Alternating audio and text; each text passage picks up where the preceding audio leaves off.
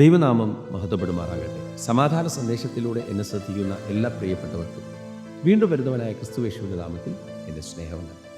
റോമാലേഖനം 2-ാം അധ്യായം അതിൻ്റെ 28 മുതലുള്ള ഭാഗങ്ങളിൽ പുറമേ യഹൂദനായവൻ യഹൂദനല്ല, പുറമേ ജഡത്തിലുള്ളത് പരിച്ഛേദനയുമല്ല, അകമേ യഹൂദനായവനത്രേ യഹൂദൻ, അക്ഷരത്തിലല്ല ആത്മാവിലുള്ള ഹൃദയ പരിച്ഛേദനയത്രേ പരിച്ഛേദന.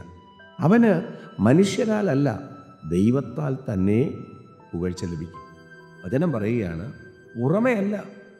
യേശു കർത്താവ് ഒരു ഭാഗത്ത് പറയുന്നുണ്ട്, നിങ്ങൾ കിണ്ടികിണ്ണങ്ങളുടെ പുറം നിങ്ങൾ വെടിപ്പാക്കുന്നു, പക്ഷെ നിങ്ങളുടെ അകം ഉണ്ടല്ലോ അത് അഴുക്ക് നിറഞ്ഞതാണ്.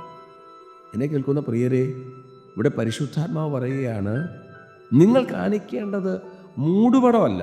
ചില ആൾക്കാരുണ്ടല്ലോ വെള്ള വസ്ത്രം ധരിച്ചിട്ട് വിശുദ്ധനെന്ന് അവകാശപ്പെടുന്നവർ. അങ്ങനെയല്ല പ്രിയരെ, നമ്മൾ ആരാണെന്ന് കർത്താവിന് നന്നായിട്ടറിയാം.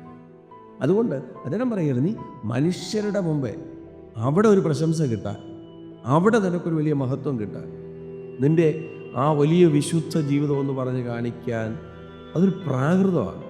വചനം പറയുന്നു, അത് ദൈവീകമല്ല, നിൻ്റെ പുറമേ ഉള്ളതല്ല.